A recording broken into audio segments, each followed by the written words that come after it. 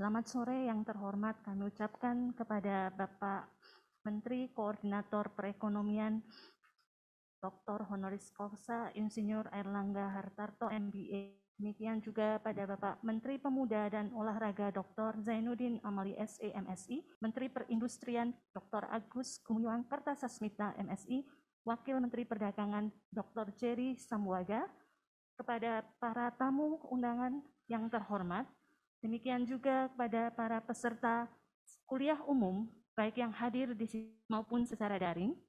Selamat datang di dalam kuliah umum yang tadi sudah disampaikan, mengambil tema transformasi ekonomi digital dalam pemulihan ekonomi di masa pandemi COVID.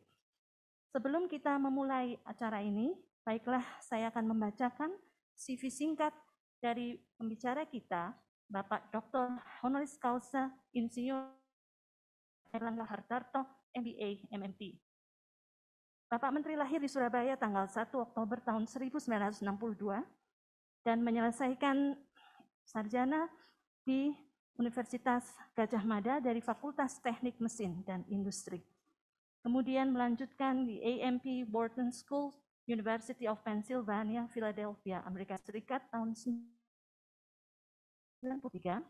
melanjutkan di Magister Teknologi Manajemen, The University of Melbourne, Australia, tahun 1996. Menempuh pendidikan Magister Administrasi Bisnis dari Monash University, Melbourne, Australia, tahun 1997. Lewat kerja 5 tahun terakhir, saat ini beliau menjabat sebagai Menteri Koordinator Bidang Perekonomian Republik Indonesia, sebelumnya sebagai Menteri Perindustrian Republik Indonesia tahun 2016 sampai 2019. Kemudian Bapak Menteri juga memiliki pengalaman kerja di bidang industri dan keuangan sebagai pendiri atau komisaris utama PT Fajar Surya Wisesa Terbuka. Demikian juga sebagai komisaris utama PT Cipta dan kemudian juga terlibat dalam berbagai organisasi profesional, menjadi Ketua Umum Partai Golkar tahun 2017 sampai sekarang.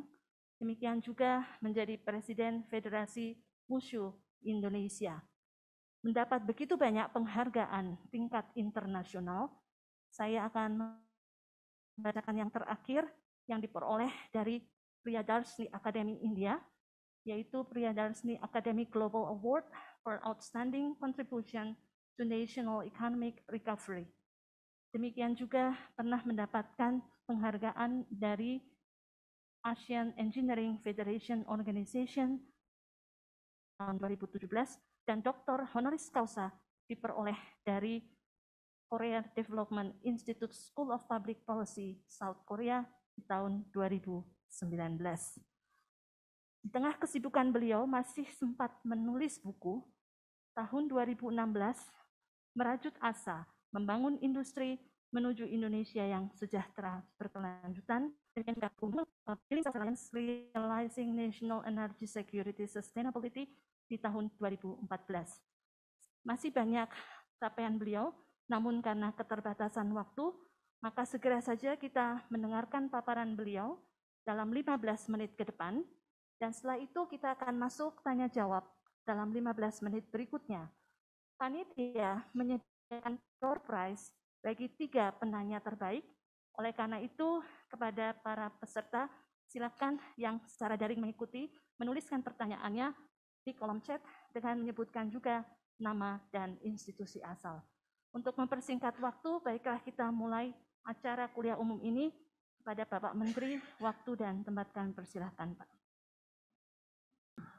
Yang saya hormati, Bapak Rektor Universitas Kristen Satya Wacana, Bapak Neil Samuel Rupidara, yang kami hormati Menteri Pemuda Olahraga Pak Zainuddin Amali, Menteri Perindustrian Bapak Agus Gumiwang Kartasasmita, Wamen Perdagangan Pak Jerry Sambuaga, para wakil rektor, pembantu rektor, dan seluruh sivitas akademika Universitas Kristen Satya Wacana yang saya banggakan, hadirin dan mahasiswa yang berbahagia.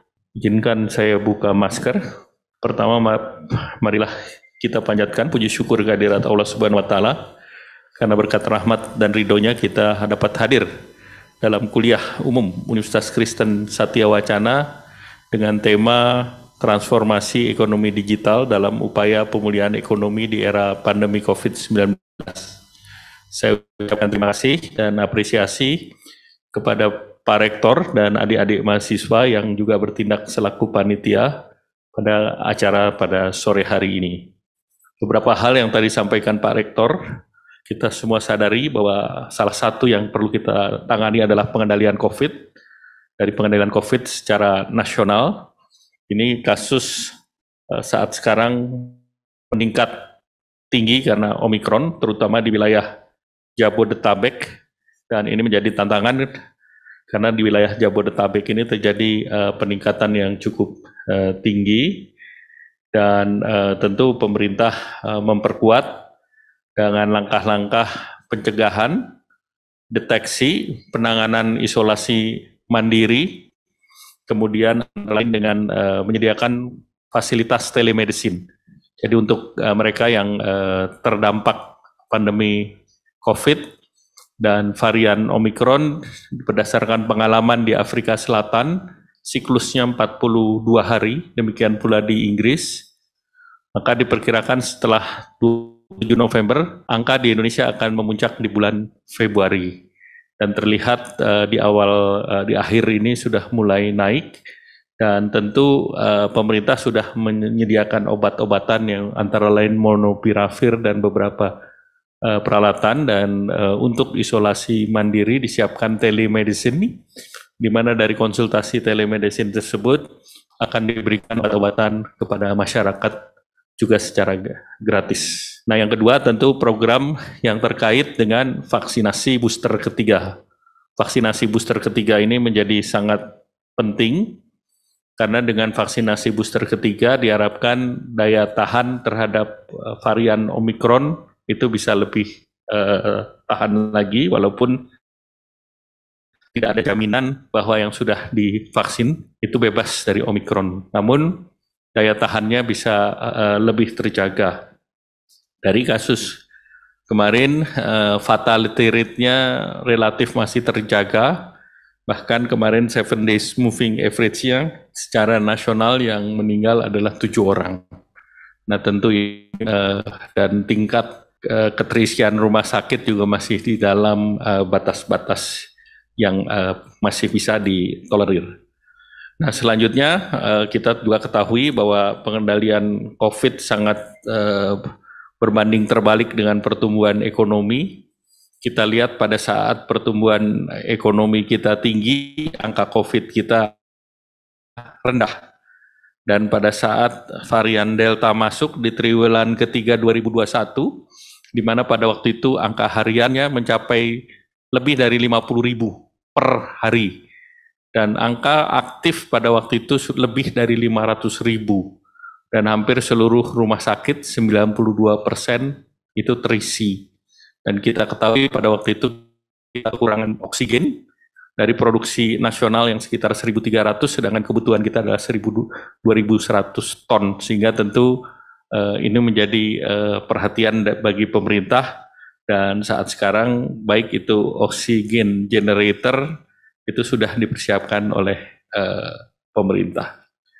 Nah tentu kita melihat di kuartal keempat diharapkan positif berbagai indeks, apakah itu dari indeks retail, indeks keyakinan konsumen, ini dari Menteri Perindustrian, penjualan kendaraan bermotor meningkat. Jadi kalau sebelum COVID di tahun 2020, penjualan kendaraan bermotor turun ke 600.000. Nah, kemarin itu sudah mendekati 900.000 kembali. Dan ekspor juga meningkat, ekspor otomotif kita mencapai 300.000. Kenapa otomotif? Karena backward dan forward linkage-nya tinggi, demikian pula sektor properti yang backward dan forward linkage-nya ada 170 industri yang terkait, apakah itu baja, semen, mining batuan, kemudian cat, aluminium, roofing, building material, dan yang lain. Nah, di situ kita lihat bahwa pertumbuhan ini meningkat, dan dari segi import dan ekspor juga meningkat. Demikian pula indeks untuk sektor manufaktur adalah Purchase Manager Index yang angkanya kemarin 53,5 di akhir Desember. Nah, tentu kita melihat pertumbuhan ekonomi ke depan diperkirakan di kuartal keempat ini tumbuhnya antara 3,7 secara year on year 3,7 sampai dengan 4%. Namun pertumbuhan di kuartal keempat sendiri diperkirakan antara 4,5 sampai 5%. Kuncinya adalah pengendalian pandemi, respons kebijakan ekonomi, dan kegiatan yang terkait dengan penciptaan lapangan kerja. Kemarin dari survei BPS, angka pengangguran turun 1 juta, koefisien Gini juga membaik, dan tentu ini menunjukkan bahwa kebijakan yang diambil yaitu anggaran untuk penanganan COVID dan pemulihan ekonomi berjalan secara baik, dan ini akan dilanjutkan di tahun 2022 dengan anggaran sebesar 455,62 triliun. Hanya bidangnya dipersempit dari 6 sektor di tahun 2020 dan 2021. Di tahun 2022 dipersempit menjadi 3 sektor, yaitu di bidang kesehatan, perlindungan masyarakat, dan juga pemulihan ekonomi. Dari segi bidang kesehatan tentu yang terkait dengan testing, tracing ini perlu ditingkatkan, juga obat-obatan dan insentif daripada nakes dan vaksinasi. Vaksinasi sendiri Bapak Presiden minta agar produksi nasional bisa didorong, antara lain vaksin gotong royong yang sedang berada di depan, yaitu antara kerjasama Universitas Erlangga dengan Biotis, dan juga dari BUMN dengan Baylor University, kemudian juga ada dari berbagai pihak lain, namun keseluruhannya diperkirakan baru bisa diproduksi. Sekarang tahapnya masih dalam tahap percobaan atau trial pertama, sehingga tentu di semester kedua diharapkan ini bisa diproduksi, sehingga ke depan ketergantungan kita terhadap vaksin luar negeri akan semakin berkurang. Nah, tentu terkait dengan perlindungan sosial, dilanjutkan program Keluarga Harapan, Kartu Sembako, Kartu Prakerja, BLT Desa. Nah, tentu juga program perlindungan sosial lain. Sedangkan untuk UMKM, subsidi KUR dilanjutkan, dan juga insentif otomotif juga dilanjutkan, terutama untuk harga yang di bawah 200 juta, itu disubsidi pemerintah. PPNBM-nya 1%, 3% di kuartal pertama, 2% di kuartal kedua, dan 1% di kuartal ketiga, dan kembali normal di kuartal keempat. PPNBM-nya misalnya 3%. Sedangkan yang harga itu harga PPNBM-nya 7,5%, kuartal pertama disubsidi 50%, dan di kuartal kedua itu dibayar full. Sedangkan di kaitan dengan sumber daya manusia, ini adalah anggaran yang terbesar dari pemerintah, yaitu 542,8 triliun, di mana ini peningkatan antara pemerintah pusat, kemudian pemerintah daerah melalui TKDD juga 290,5 triliun. Kemudian ada beasiswa dari LPDP yang ditargetkan untuk mahasiswa baru adalah 8.600 mahasiswa, yang dalam proses atau ongoing itu adalah 20.090 mahasiswa, dan ada bantuan operasional sekolah dari Kementerian Agama 8,8 juta siswa, dan program Indonesia Pintar yang besar yang sebanyak 17,93 juta itu dari Kemendikbudristek dan Kementerian Agama 2,18. Terkait dengan ekonomi digital, kita ketahui bahwa pemerintah komit untuk transformasi di sektor digital, dan sektor digital ini terakselerasi dengan adanya pandemi COVID. Nah, kita ketahui dari akselerasi sektor digital, kue ekonomi digital di tahun 2020 itu besarnya 40 miliar US dollar. Dan tahun kemarin loncat menjadi 70 miliar US dollar. Di 2021 akan meningkat lagi di 125 miliar US dollar di tahun 2025. Nah, salah satu yang menonjol, salah satunya adalah di sektor telemedicine, yang Halodoc misalnya, di tahun 2020 subscribernya atau anggotanya 2 juta. Namun di tahun 2021 meningkat 10 kali, menjadi 20 juta dari mana-mana dengan keterbatasan yang ada, dan juga dengan adanya Grab, Gojek, dan yang lain, delivery daripada logistik bisa dilakukan, sehingga telemedicine juga bisa mensupport pengiriman obat-obatan ke masyarakat. Nah, tentu ke depan beberapa tantangan dari sektor digital, antara lain di tingkat infrastruktur, ketersediaan fasilitas internet dengan tersendiri, namun pemerintah mendorong baik itu dengan satelit maupun dengan fiber optik. Dan ke depan dengan perkembangan yang ada, pemerintah mempertimbangkan juga untuk low Earth orbit satelit. Selama ini kan orbit satelitnya di atas geostasioner. Kemudian yang terkait dengan literasi digital, tentu berbagai pendidikan juga didorong, dan beberapa program yang dilakukan pemerintah, dan tentunya kita akan berharap bahwa berbagai kegiatan yang terkait digital akan terus didorong, dan pemerintah mendorong beberapa digital talent, antara lain melalui Digital Leadership Academy, kemudian juga di dalamnya ada juga program Gerakan Nasional Literasi Digital, dan juga pemerintah mendorong Kartu Prakerja.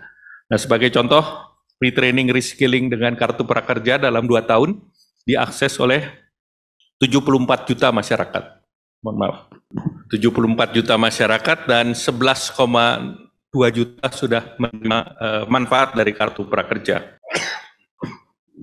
Selanjutnya, pemerintah mendorong beberapa program selain Industri 4.0 juga Society 5.0 atau Smart Cities. Sehingga program ini akan berjalan secara paralel. Indonesia sendiri akan memimpin G20, dan ini adalah kesempatan Indonesia untuk memimpin negara-negara maju, di mana tentunya negara maju ini perlu selama ini mendominasi daripada arsitektur perekonomian dunia, dan Indonesia adalah negara berkembang pertama yang memimpin G20. Sehingga kepentingan inklusif itu sangat erat dengan Indonesia.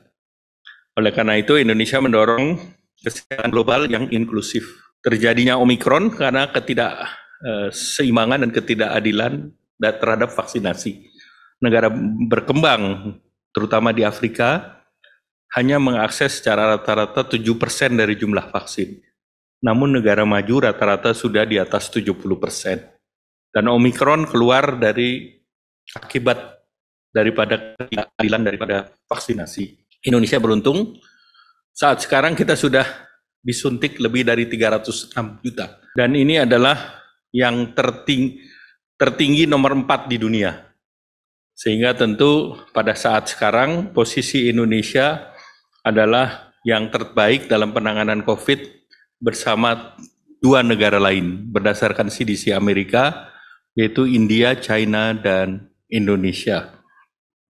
Nah, kemudian yang kedua, tentu transformasi digital menjadi penting, dan di sini menjadi salah satunya juga inklusif keuangan.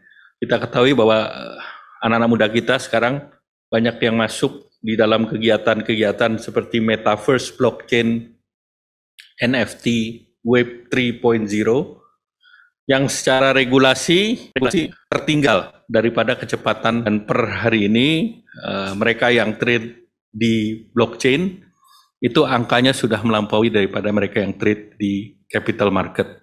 Nah, tentu ini satu hal juga yang perlu mendapatkan perhatian termasuk dari pihak universitas. Nah, selanjutnya adalah transisi energi berkelanjutan. Kita ketahui bahwa ke depan komitmen Bapak Presiden adalah green economy, dan di dalam green economy adalah phase down dari PLTU.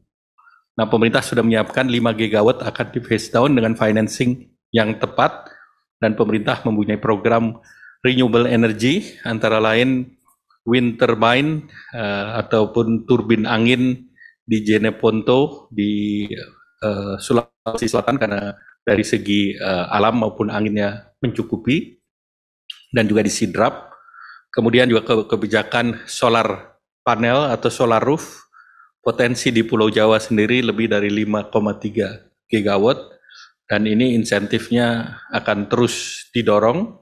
Demikian pula pengembangan energi berbasis hidro yang akan didorong di wilayah Kalimantan.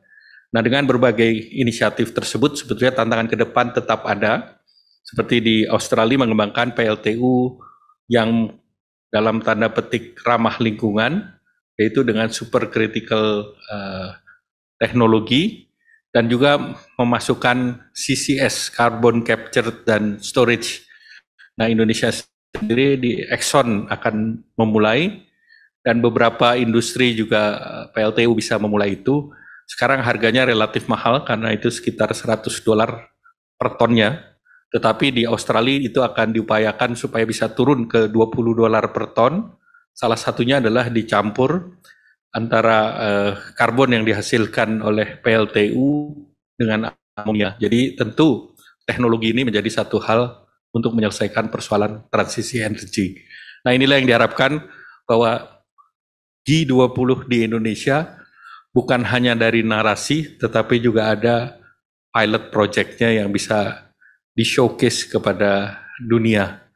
Nah, bagi Indonesia sendiri, penyelenggaraan ini akan ada sekitar 180 meeting dalam 12 bulan, dan itu berarti setiap bulannya juga akan lebih dari 15 meeting setiap bulan, dan tentu ini menjadi kesempatan untuk mendorong persiapan untuk rapat yang juga bisa menciptakan lapangan kerja sekitar 33.000, dan kegiatan ini akan dua kali lebih besar daripada annual meeting World Bank dan IMF di tahun 2018 yang lalu. Demikian mungkin kita bisa sambil diskusi. Wassalamualaikum warahmatullahi wabarakatuh.